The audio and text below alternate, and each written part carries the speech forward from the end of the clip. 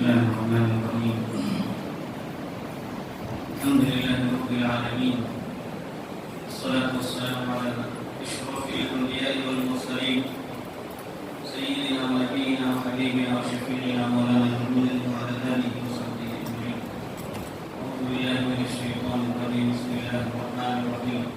فمن حاجك فيه من بعد ما جاءك من العلم فقل تعالوا ندعو أبناءنا وأبناءكم ونساءنا ونساءكم وأنفسنا وأنفسكم ثم نبتهل فنجعل لعنة الله على الكاذبين. صدق الله العظيم. بزرگان محترم بھائیوں اور دوستوں، اس وقت ہمارا موضوع ہے چوتھے خلیفۃ المسلمین سیدنا علی بن ابی طالب رضی اللہ عنہ وارضاہ۔ حضرت علی رضی اللہ عنہ کے فضائل و مناقب احادیث کی کتابوں کے اندر بقول امام احمد سب سے زیادہ وارد ہیں۔ کسی صحابی کی اللہ کے نبی صلی اللہ علیہ وسلم کی زبان مبارک سے جو فضیلتیں بیان ہوئی ہیں، زیادہ تر جو احادیث فضائل کی آئی ہیں کسی صحابی کے تعلق سے، امام احمد رحمہ اللہ فرماتے ہیں کہ سب سے زیادہ فضیلت سیدنا علی بن ابی طالب کی مختلف احادیث کے اندر بیان کی گئی۔ حضرت علی کو مسلمانوں کا کون سا بچہ نہیں جانتا؟ حضرت علی وہ شخص ہیں سب سے پہلے اسلام قبول کرنے والوں میں سے ہیں۔ حضرت خدیجہ رضی اللہ عنہا کے بعد کہتے ہیں کہ بچوں میں سب سے پہلے آپ نے اسلام قبول کیا۔ اس وقت آپ کی عمر ایک قول کے مطابق 8 سال اور مشہور قول کے مطابق 10 سال کی، 10 سال کا بچہ جب اللہ کے نبی کی رسالت کا اعلان سنا اسی وقت ایمان لے آئے۔ حضرت علی اللہ کے نبی صلی اللہ علیہ وآلہ وسلم کے چچا زاد بھائی، آپ کے گھر کے فرد، آپ کے سامنے، آپ کے گھر میں، آپ کے ہاتھوں سے جن کی تربیت ہوئی، اس لیے اللہ کے نبی کے اخلاق اپنے اندر سموئے ہوئے تھے۔ حضرت علی رضی اللہ عنہ، جب حضرت علی کا اماموں میں ذکر ہوگا تو حضرت علی کا سب سے پہلے ذکر ہوگا، بہادروں میں ذکر ہوگا حضرت علی کا سب سے پہلے ذکر ہوگا، قاضیوں میں سب سے پہلے ذکر ہوگا، انصاف کرنے والوں میں حضرت علی کا ذکر ہوگا کہ اللہ کے نبی نے ان کو سند شہادت دی تھی، افضل علی۔ بے شمار فضیلتیں حضرت علی رضی اللہ عنہ کی حدیث کے اندر بیان کی گئی۔ آپ مسلمانوں کے چوتھے خلیفہ منتخب ہوئے سیدنا عثمان رضی اللہ عنہ کی شہادت کے بعد۔ جب حضرت عثمان رضی اللہ عنہ کو شہید کر دیا گیا تو مدینے کے اندر ایک بحران سا مچ گیا، قاضی مدینے پر قابض ہو گئے تھے، مقابلہ کرنا آسان نہیں تھا۔ حضرت عثمان کی حفاظت کے لیے خود حضرت علی نے اپنے صاحبزادوں کو حضرات حسنین کو بھیجا تھا، لیکن وہ اس قدر غالب تھے کہ جس واقعے کو پیش نہ آنا چاہیے کا سمجھا جا رہا تھا وہ واقعہ پیش آیا۔ سیدنا عثمان رضی اللہ عنہ شہید ہوئے۔ اس کے 2-3 روز کے بعد مسلمانوں نے حضرت علی رضی اللہ عنہ کا اپنا خلیفہ منتخب کیا۔ حضرت علی ابتدا میں اس سے انکار کرتے رہے، لیکن مسلمانوں کے اصرار پر حضرات صحابہ، حضرات انصار و مہاجرین کی ایک بہت بڑی تعداد نے آپ کو جب باصرار اس کا مطالبہ کیا تو حضرت علی مسلمانوں کے خلیفہ منتخب کیے گئے۔ آپ نے اس ذمہ داری کو قبول کیا۔ حضرت علی کا دور، خلافت کا دور انتہائی نازک ترین دور۔ حضرت عثمان کی رضی اللہ عنہ کی جو شہادت ہوئی تھی، ان قاتلین عثمان کو، حضرت عثمان رضی اللہ عنہ کے شہید کرنے والوں کو گرفتار کرنے کا مسئلہ تھا۔ بغاوت جو ہو رہی تھی ان بغاوتوں کو کچلنے کا مسئلہ تھا، اس لیے حضرت علی رضی اللہ عنہ کا دور خلافت نہایت پرفتن دور تھا اور سکون ایک دور طور سے غائب ہو چکا تھا۔ اللہ کے نبی صلی اللہ علیہ وآلہ وسلم کے ایسے صحابی جنہوں نے نبی کریم صلی اللہ علیہ وآلہ وسلم کا ہر وقت ساتھ دیا، جن پر اللہ کے نبی صلی اللہ علیہ وسلم نے بہت سے موقعوں پر اعتماد کیا اور اپنی طرف سے ان کو امیر بنا کر بھیجا، اپنی طرف سے ان کو اپنا نائب بنا کر چھوڑا، وہ حضرت علی رضی اللہ عنہ۔ اللہ کے نبی صلی اللہ علیہ وآلہ وسلم مکے کی زندگی میں تھے، حضرت علی آپ کے دست و بازو تھے، آپ کے گھر کے صاحب تھے، اور آپ کے گھر کے جن لوگوں نے آپ کا سب سے بڑا ساتھ دیا وہ خود حضرت علی اور آپ کے والد ابو طالب، جن کو اسلام نصیب نہیں ہوا تھا لیکن انہوں نے بھی اللہ کے نبی صلی اللہ علیہ وآلہ وسلم کا بڑا تعاون کیا۔ اللہ کے نبی جب ہجرت کر کے مکے سے مدینے جا رہے ہیں، آپ صلی اللہ علیہ وسلم کے پاس مکے کے لوگوں کی بہت سی امانتیں آپ کے پاس رکھی ہوئی تھی۔ آپ نے علی سے فرمایا تم رات میرے بستر پر سونا اور صبح ہونے کے بعد میری پاس جو امانتیں ہیں ان لوگوں کو پہنچانا، اور 3 دن کے بعد تم پھر مدینے آنا۔ حضرت علی رضی اللہ عنہ بے خوف و خطر اس وقت سو جاتے ہیں، جبکہ پورے یقین کے ساتھ معلوم تھا کہ کفار مکہ کا حملہ ہونے والا ہے۔ کفار مکہ جب آئے، گھر میں داخل ہوئے، اللہ کے نبی کے بستر پر علی کو پایا، تلواریں روک دی۔ پھر حضرت علی رضی اللہ عنہ نے صبح ہونے کے بعد تمام لوگوں کی امانتیں جو اللہ کے نبی کے پاس تھی ان لوگوں تک پہنچائی، اور پھر اللہ کے نبی کے حکم کے مطابق آپ نے وہاں سے ہجرت کی، پیدل مکہ مکرمہ سے مدینہ منورہ ہجرت کر لی۔ جیسا کہ کتابوں کے اندر لکھا ہے کہ آپ پیدل ہجرت کرنے والوں میں سے تھے۔ مدینے پہنچنے کے بعد جب انصار اور مہاجرین کی مواخات ہو رہی تھی، اللہ کے نبی صلی اللہ علیہ وسلم نے مواخات میں بھائی چارگی میں حضرت علی کو اپنے ساتھ رکھا کہ یہ میرے بھائی ہوں۔ یہ مقام تھا سیدنا علی رضی اللہ عنہ کا۔ جنگ بدر کا معرکہ ہے، یا اس کے بعد بہت سے غزوات ہوئے، اکثر و بیشتر غزوات میں اللہ کے نبی صلی اللہ علیہ وآلہ وسلم نے مسلمانوں کا جھنڈا حضرت علی کے ہاتھ میں دیا۔ حضرت علی رضی اللہ عنہ کی بہادری، آپ کی شجاعت بڑی مشہور تھی، بڑے سے بڑا بہادر آپ کا مقابلہ نہیں کر سکتا تھا۔ جنگ بدر کا موقع ہے اور مشرکین مکہ کی طرف سے جو پورے طور پر جنگی تیاری کرتے ہوئے آئے تھے، اور ایک نوجوان جس کی عمر ابھی 25-27 سال کے بیچ کی مقابلے کے لیے ان کو دعوت دی جاتی ہے، اور مکے کا سردار جو آتا ہے مقابلے کے لیے، شیبہ آپ اس کے لیے کھوپڑی کو، اس کے سر کو بدن سے الگ کر دیتے ہیں، اس کی کھوپڑی پر وار کر دیتے ہیں، ایک ہی وار میں وہ مر جاتا ہے، اور اس طرح سے اس کا قتل کر دیتے ہیں۔ جنگ بدر میں آپ کی بہادری کے قصے لکھے ہیں کہ جہاں 70 سے زائد کفار مارے گئے تھے، اس میں سے 30 سے زائد تنہا حضرت علی کے ہاتھوں پہ مارے گئے۔ ایسی بہادری آپ نے دکھائی تھی، ایک دم جوانی کی ابتدا، 25-27 سال کے بیچ کا نوجوان۔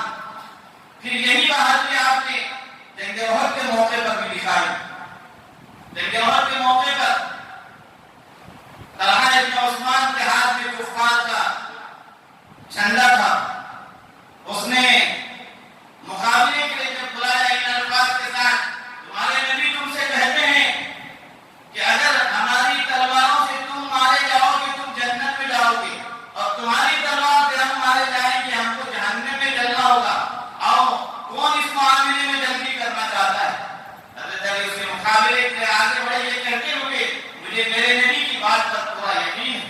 پھر آپ نے اس کو پہلے ہی بات میں اس کا کام تمام کر دیا۔ حضرت علی کی بہادری کہاں کہاں دیکھی جائے، غزوہ خندق کے موقع پر بھی آپ کی بہادری نکھر کر سامنے آئی، حالانکہ باضابطہ طور پر کوئی جنگ نہیں ہوئی تھی، لیکن حضرت علی کی بہادری وہاں بھی نظر آئی۔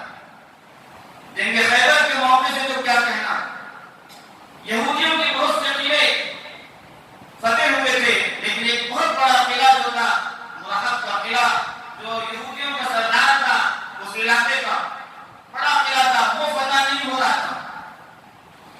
اللہ کے نبی صلی اللہ علیہ وسلم حضرت صحابہ کے ساتھ خیبر کے مقام پر مقیم ہیں، اور اس قلعے کو فتح کرنا کوئی آسان کام نہیں تھا، پہاڑ پر وہ قلعہ تھا۔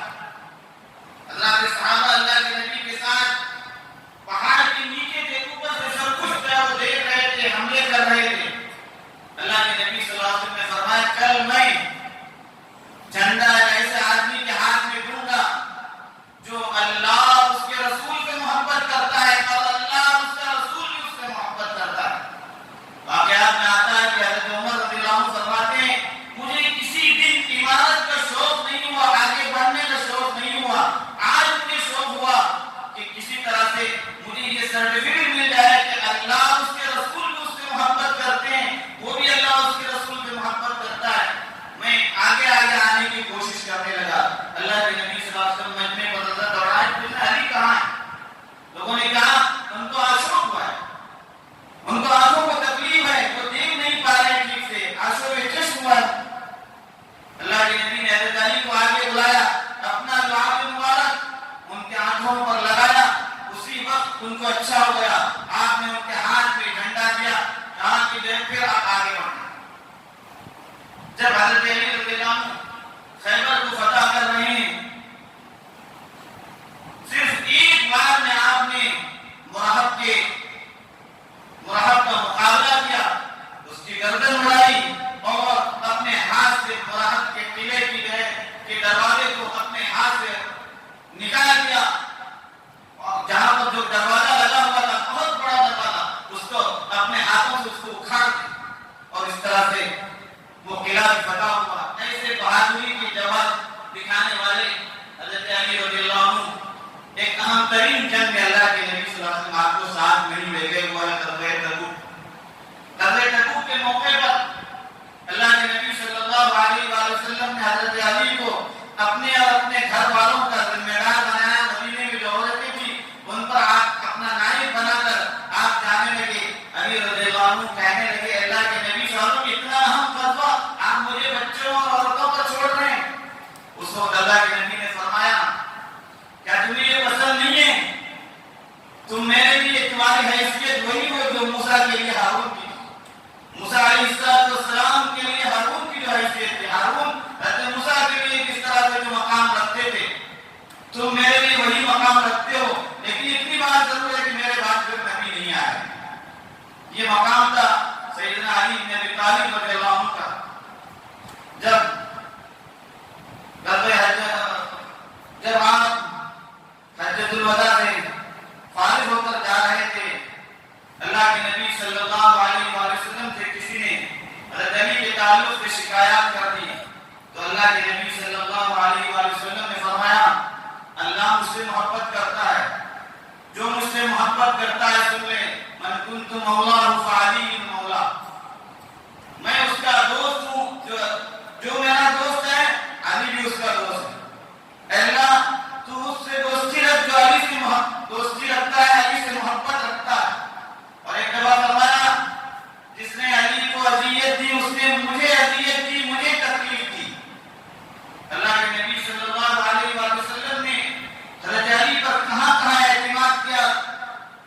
جب سورہ توبہ کی آیات نازل ہوئی تھی اور فتح مکہ کے بعد مکہ مکرمہ میں داخلے کے لیے پابندی لگانی مقصود تھی، اللہ کی طرف سے جو آیت مبارکہ سورہ برات کی نازل ہوئی تھی، اس کے اعلان کے لیے جب آپ نے حضرت ابوبکر کو امیر المسلمین، امیر الحج بنا کر کے بھیجا تھا، ان کے پیچھے پیچھے حضرت علی کو یہ اعلانات کرنے کے لیے ان کے پاس دیا کہ یہ اعلانات تم لے جا کر ابوبکر کے پاس دینا، وہ اعلان کریں گے میری طرف سے۔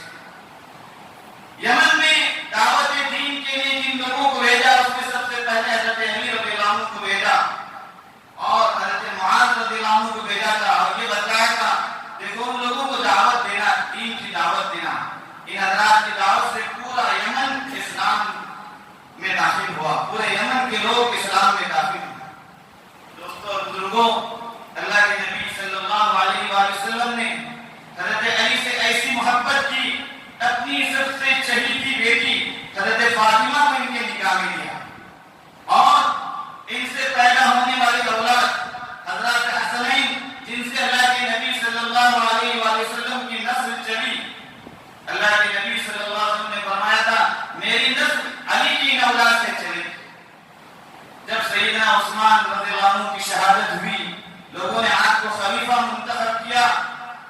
اس وقت مدینے کے حالات اور اسلامی سلطنت میں چاروں طرف انتشار پھیلا ہوا تھا، اس کے انتشار پر قابو پانا اور پھر خلافت کی ذمہ داریوں کو سنبھالنا، جس عقل مندی اور جس ہوشیاری اور جس دانائی کے ساتھ حضرت علی نے یہ ذمہ داری انجام دی تھی، کوئی تصور نہیں کر سکتا۔ آپ غلط کرنے والوں کو سزا دیتے تھے، اپنے ذاتی طور پر بڑے رحیم اور کریم تھے، ذاتی زندگی کے اندر ایسی سادگی اختیار کی کہ پیرن لگے ہوئے کپڑے پہنتے تھے، سادہ کھاتے تھے، آپ کا رہن سہن سادہ ہوتا تھا۔ حضرت فاطمہ نے کئی دفعہ اللہ کے نبی سے آ کر غربت کی شکایت کی کہ آپ کی چچا کی لڑکی، میرے گھر میں کچھ نہیں ہے، لیکن اللہ کے نبی صلی اللہ علیہ وسلم علی سے وہ محبت کرتے تھے، اس کا ہم اندازہ نہیں لگا سکتے۔ خلافت راشدہ کے آخری دور میں جو تقریباً 5 سال کا دور کچھ مہینے کم ہے، وہ دور حضرت علی رضی اللہ عنہ کو ملا تھا، اور اسلامی سلطنت کی حدود کافی دور تک پہنچ چکی تھی۔ ان سبوں پر اپنے احکامات جاری کرتے تھے، اور حضرت علی کے تعلق سے جو علم کا مقام تھا، اپنے علم کے مقام سے علوم کو آپ نے جاری کیا۔ کہتے ہیں کہ عربی قواعد، عربی زبان کے قواعد آپ نے مرتب کیے یا آپ نے مرتب کروانے کا حکم دیا۔ حضرت علی رضی اللہ عنہ نے علم کو عام کیا لوگوں کے اندر اور علم کو پھیلایا۔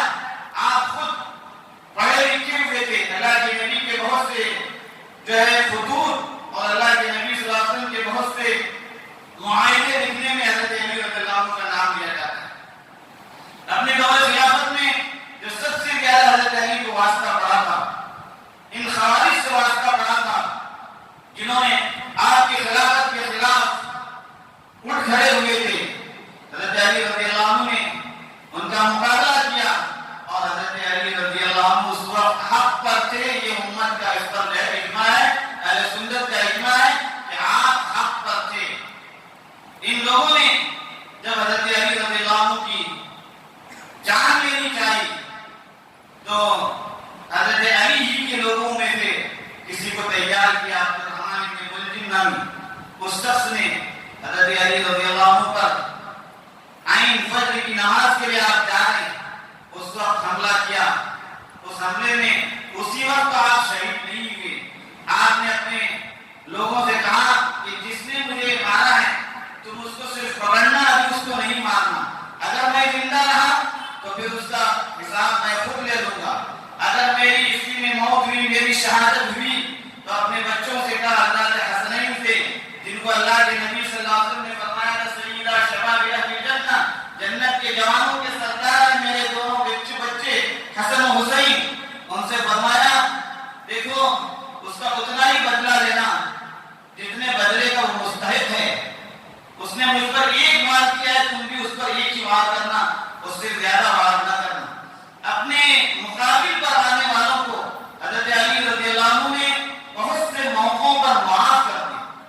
نبی کریم صلی اللہ علیہ وسلم پر مباہلے کی جو آیت کریمہ اتری تھی، جو ابھی تلاوت کی گئی، اس میں ان لوگوں کے ساتھ جو اہل کتاب تھے ان سے مباہلہ کرنے کا حکم دیا گیا کہ اگر تم حق پر ہو تو تم، اور اگر ہم حق پر ہیں تو دونوں سامنے آئے، نہ تم اپنا نہ وہ اپنا،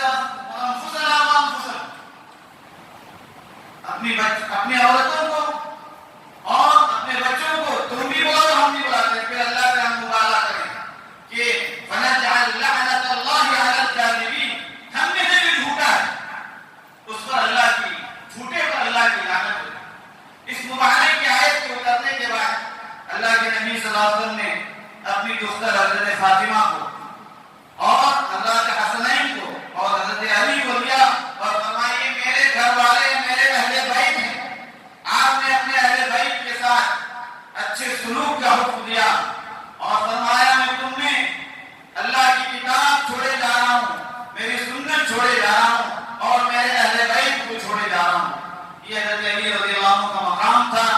اللہ تعالیٰ نے جن خوبیوں سے آپ کو نوازا تھا، جن اوصاف و کمالات سے اللہ تعالیٰ نے آپ کو نوازا تھا، اور جو فضائل و مناقب آپ کے حدیث کی کتاب میں بیان کیے گئے ہیں، اس طرح کے مناقب و فضائل دوسرے حضرات کے نہیں بیان کیے گئے. امت کا اس پر اتنا ہے کہ امت میں نبی کے بعد سب سے افضل سیدنا ابوبکر، پھر اس کے بعد عمر خطاب، عمر بن خطاب، پھر عثمان رضی اللہ عنہ، اور چوتھے نمبر پر حضرت علی رضی اللہ عنہ ہیں. اللہ تعالیٰ ہمیں ان حضرات کی سچی اتباع کی توفیق نصیب فرمائے، ان کی محبتوں کو ہمارے دلوں کے اندر پیدا فرمائے، ایمان کی سلامتی عطا فرمائے، ہم سبوں کو اپنے وقت پر ایمان پر خاتمہ نصیب فرمائے. آمین. وآخر دعوانا الحمد للہ.